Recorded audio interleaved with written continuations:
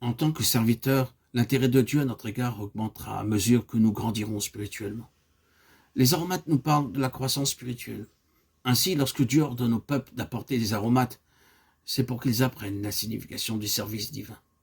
Le service qui lui plaît, celui qui procure une moisson abondante et éternelle. Remarquons que les aromates exigés par Dieu et utilisés dans la préparation de cette huile d'onction ne se trouvaient pas en Égypte. L'histoire nous raconte dans la Genèse comment Joseph fut vendu par ses frères à des Ismaélites. Il était venu pour s'enquérir de leur santé, mais eux, parce qu'ils étaient très jaloux de lui, voulurent le tuer. Au lieu de cela, ils le jetèrent dans un puits profond et sombre. Plus tard, voyant passer une caravane de chameaux, ils le vendirent aux Ismaélites. Ces chameaux amenaient des aromates en Égypte. Genèse 37, 25. Joseph trouva très difficile de comprendre pourquoi il avait été vendu par ses frères. Il ne leur avait fait aucun mal. Pourtant, ils avaient constamment essayé de lui nuire et de le tuer. Joseph avait beaucoup souffert de la haine, de l'inimitié, de la jalousie, de la cruauté de ses frères. Il a dû se sentir rejeté et déprimé. Cependant, les chameaux transportaient des aromates. Lorsque le vent du nord et le vent du sud commencèrent à souffler sur ces aromates et que leur doux parfum parvint à Joseph, Dieu commença à lui parler. « Joseph, j'utiliserai tous ces chagrins un jour pour te bénir. » Et tandis que ce parfum subtil d'aromates lui apportait un message de Dieu, il commença à se réjouir en lui. Nous voyons les enfants d'Israël ramenant des épices d'Égypte en Canaan. Les Égyptiens ne connurent jamais la réelle valeur des aromates parce qu'ils les utilisaient à des fins terrestres. À présent, ils allaient être utilisés pour un dessein céleste dans le sanctuaire de Dieu. Leur signification céleste serait révélée.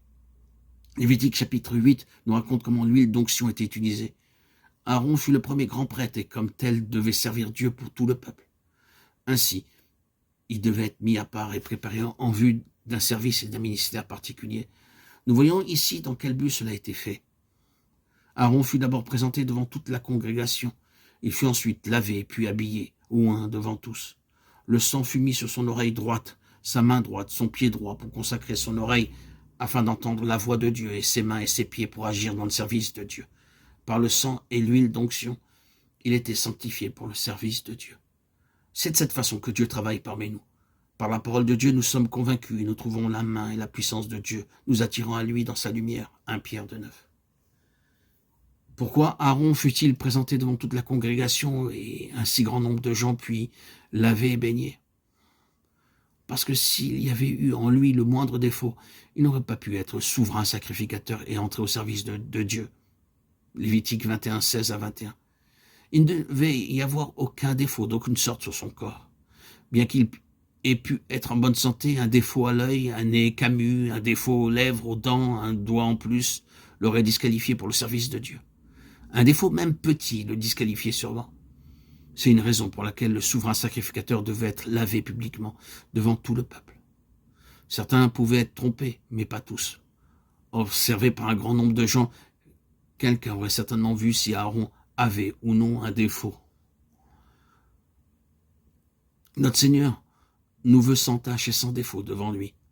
Jude 34. Il pardonne non seulement nos péchés, mais il enlève chaque tâche et chaque défaut en nous. C'est le véritable salut. Pensez-vous que notre Seigneur pardonne uniquement? Non. Quelle que soit la tâche, il la met à nu pour l'ôter complètement.